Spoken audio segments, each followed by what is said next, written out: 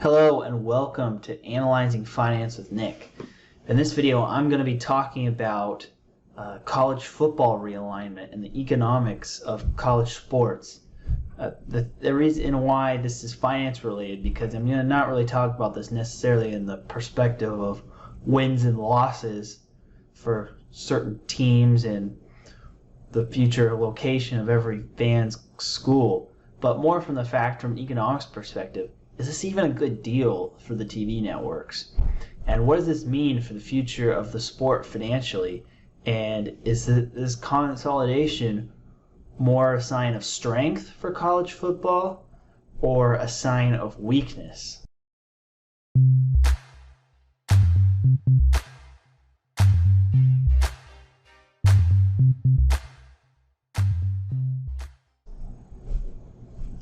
Now let's first get started with what the news that sparked this, and that was a couple weeks ago when USC and UCLA left the Pac-12 to join the Big Ten Conference, where instead of playing local schools on the West Coast such as Cal and Stanford, the Oregon schools, the Arizona schools, the Washington schools, they are playing in the Big Ten, which is mostly a Midwestern conference with schools such as Northwestern, Minnesota, Ohio State, Michigan, Penn State, and even as far east as Maryland and Rutgers.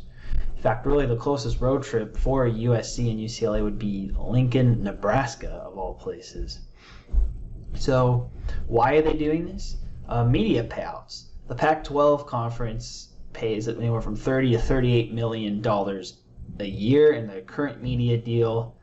If they could negotiate a better one next year, they could probably get at best $50 million per school per year. Whereas with the LA schools in the Big Ten is expecting to make about double that, $100 million per school. So you could see why the universities would want to do that. And the SEC, which is the other major conference in college football, is also expecting, thanks to the addition of Texas and Oklahoma, a similar triple-digit per school payout in their next deal and for over the next 10 years. And so from a school perspective, it makes sense, because if you don't get the same type of size of media deal in a less marketable conference such as the leftovers of the Pac-12, the ACC, the Big 12, or the group of 5 schools, you're at a large competitive disadvantage to schools that get such a payout. And also in the age of NIL and the transfer portal, where it's become de facto free agency for a lot of the top college football and basketball players, and they are effectively getting paid, maybe not directly from the school, but maybe indirectly through boosters or companies in the cities of the schools who want to capitalize off the name, image, or likeness, or just support their team. Like, look at a lot of the stuff going on with University of Miami wanting to pay like a minimum amount to every offensive lineman on the team. It's just one example. But in terms of the question really, though, I'm asking, though, is what does this mean for the future profitability of the sport, for the TV networks, and for the health of the game beyond the next contract for the schools? This is where I have somewhat of a contrarian view to the consensus, where general sports people and those who really are like in the media industry and don't understand finance are saying, oh, these are great. College football is bigger than ever. More money. The greed is ruining the sport, but everybody's going to make a lot more money and do a lot better because, of course, college football is popular. Football is the most popular sport in America. It's going to grow. However, the reality is actually quite a bit different. I think this is actually more of a sign of weakness than strength. Industries generally do not consolidate when they grow.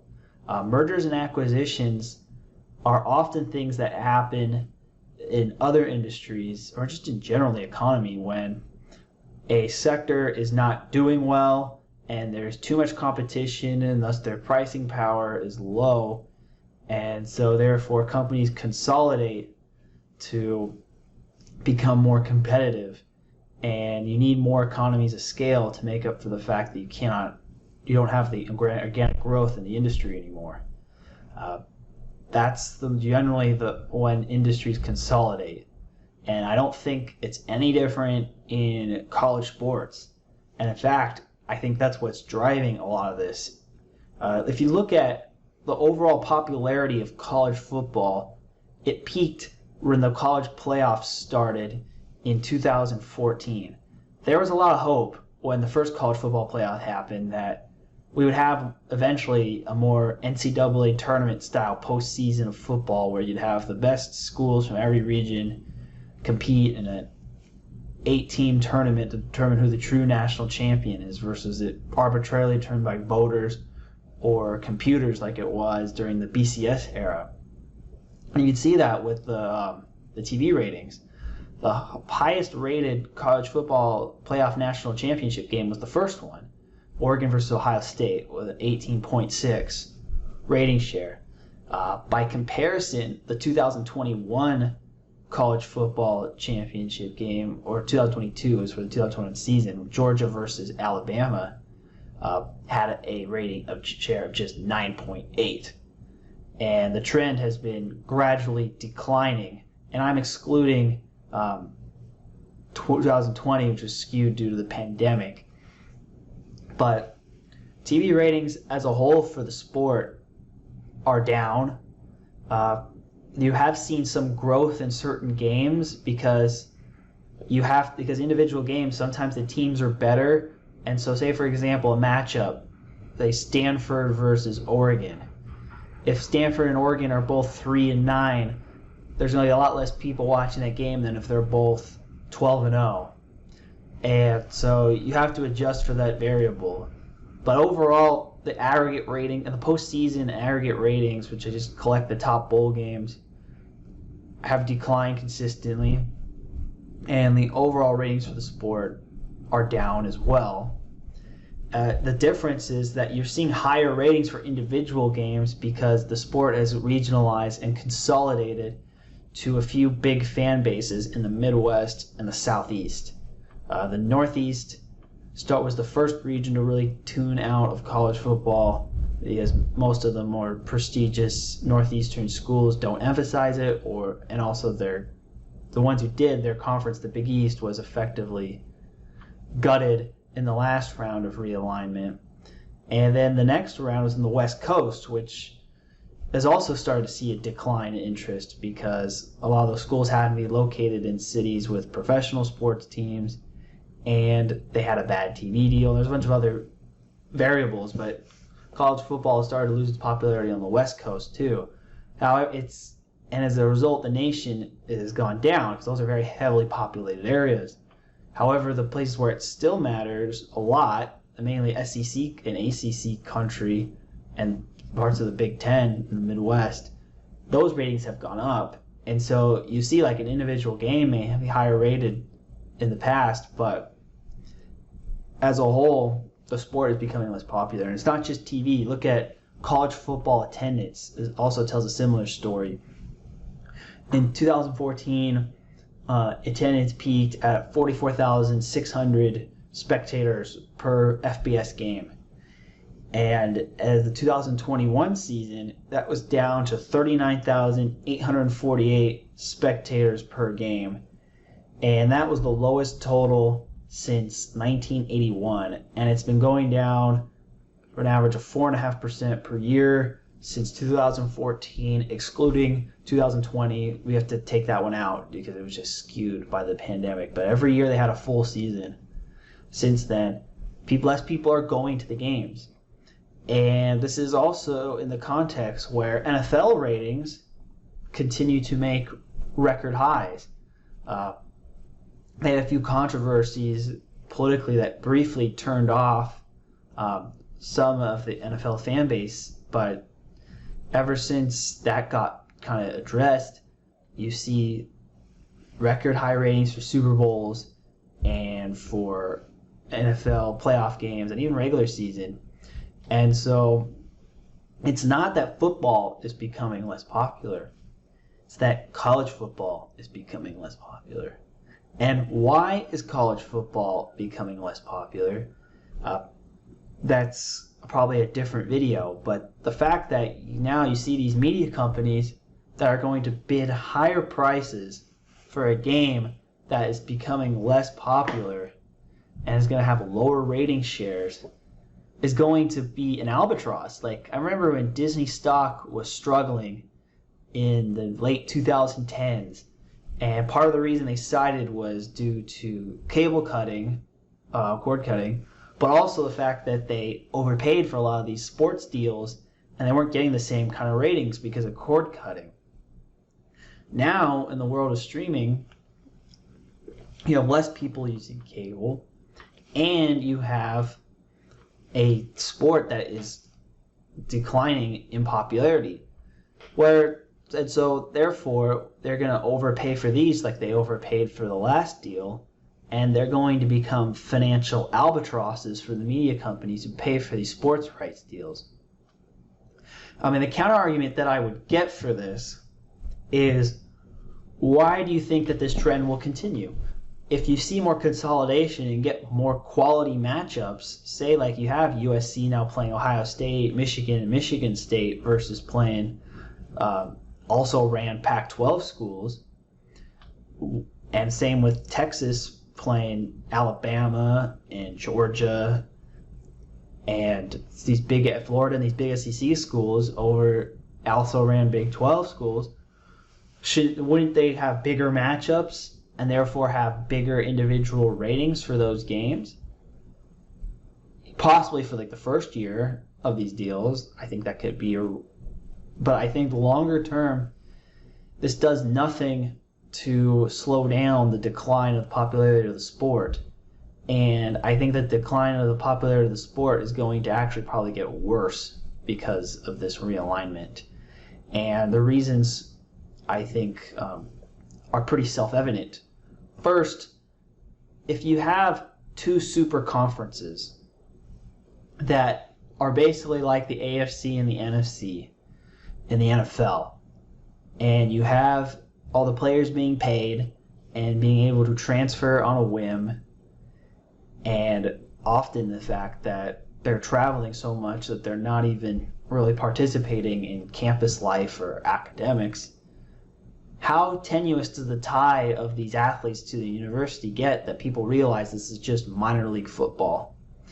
And if it is just minor league football, or in the case of basketball, which I haven't even gotten the implications of that, just minor league basketball, why won't it do as poorly as other minor league sports do around the world?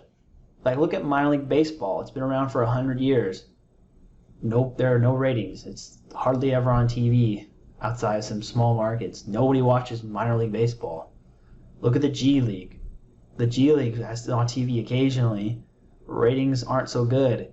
I don't think you really hear any people clamoring to watch the Santa Cruz Warriors or the South Bay Lakers, or the Fresno Grizzlies or the Salt Lake Bees. It's not a must-watch TV.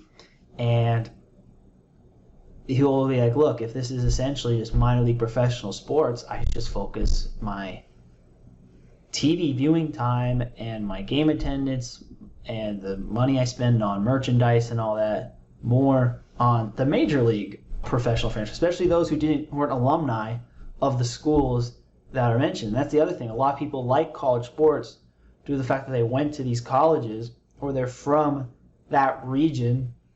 And if you tighten the pool to say like the top 32 to 48 schools and you cut out the remaining 60 plus schools in FBS, I think there's about 128 total, so I guess it'd be about 80 schools you'd be cutting out. Then all those fan bases aren't going to care, because if they're in Division 2 or Division 1 Tier 2 like FCS is right now, it's going to matter less. I mean, look at the ratings of FCS football or Division 2 compared to FBS football. Even like small conferences such as the MAC and the Mountain West are a lot more popular. But those have seen some of the biggest relative declines, actually, because the first, outside of what I just said, the professionalization of the sport, which I think is generally underestimating how many current college sports fans are going to be turned off and just switch to the NBA or the NFL when it becomes just like any other minor league game. It's the same with Europe. Like, how many people watch the youth leagues for soccer in Europe versus the Premier Leagues or the second tier relegated leagues? It's the same dynamic. Like, in a world where you just have way more options and it's more globalized and there's a lot more content out there, people are only going to really want to follow the best. And if you're just, again, or you have to have something uniquely different. Like, college had a unique style of play, had unique traditions and unique pageantries and a lot of quirks that made it a very different game than the NFL. But as it gets more professionalized, those differences narrow, and therefore people are probably going to switch away from college football to the NFL. The second thing was is why I stopped really watching college football, and even though I was a big fan of it, say from 2004 to 2016 or so, was what happened with the University of Central Florida. I mean, I'm from the West Coast. I have no ties to the University of Central Florida by any means. But when I saw a team basically go undefeated 2 years in a row and still not make a 4-team playoff, I mean, what kind of sport where you have a team that is half the teams, basically anybody who's not in the Power 5 conferences, are eliminated from contention at 0-0? That's what, and I thought, oh, I'll get back into college football once they make it an 8-team playoff and leave one spot for all the major conferences and 1/6 spot for the best of the small schools, so at least everybody theoretically has a chance to win the national championship. But instead of going that way, they have gone the opposite direction, where they are going to not expand the playoff, and they're going to consolidate the teams they get in from 5 conferences to what's likely going to be 2. And the first round of consolidation in pre-2014 ended up resulting in an increased regionalization of the sport, primarily in the South and a little bit in the Midwest, and overall ratings declines for the playoff as a whole, the national championship games, major bowl games, and just the overall popularity of the sport if you count all 128 FBS teams, whereas you saw some spikes in maybe the SEC and a few big matchups throughout the season. But in general, the sport is less popular today than it was 10 years ago. It's less popular today than when it peaked to the first playoff in 2014. In fact, if you even go back, that the highest rated college football game is still 2005 USC versus Texas with a 21 rating share. So it's been a long way down for the sport. And so what's going to happen, I think, here is that they're going to sign these big deals. These schools are going to get 10 years of security and flush payouts. But then, due to, again, the professionalization of the sport, a lot of those gains are going to be spent on just competing. And then the ratings are going to be going down for the reasons I mentioned. And so then 10 years from now, you're going to have a less popular sport, but you're going to have schools whose budgets are solely tied to the sport's level of popularity before the TV deals or when they first were signed up. I mean, I think you could see by the mid-2030s a giant crunch in the future of college football.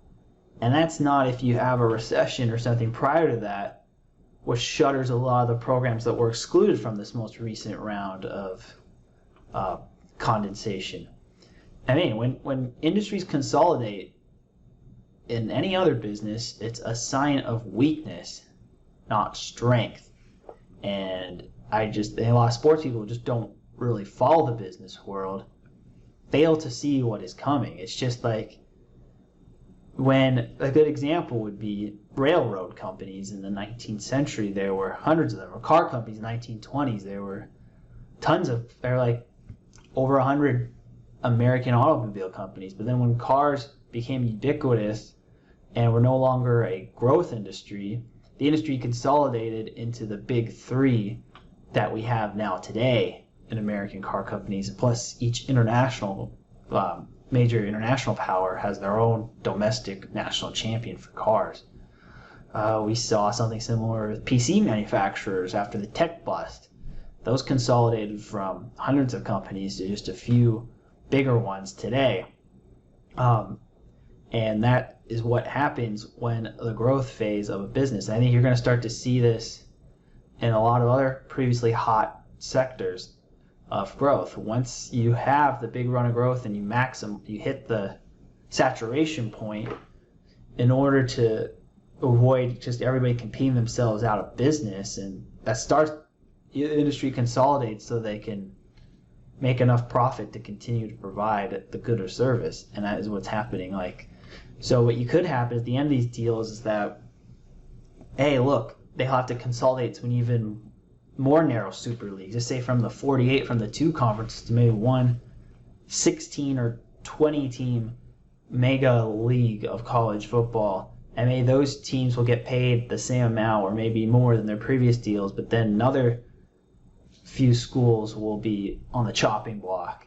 And that's how I think college football has handled this. If you look at the bigger per school deals for the ones who are remaining, and look, the sport is more profitable than ever, but it's not the fact that the sport as a whole is growing. It's just the biggest brands are just taking market share increasingly away from the rest of the schools. So they're getting a bigger piece of a smaller pie. And if I'm wrong, it'll be interesting. But I think that the professionalization of college sports is going to lead to and the consolidation is going to lead to its continually declining popularity, and it's going to lead to some albatross TV deals that a lot of these media companies are probably going to be regretting that they signed 5 years from now. Thank you for watching.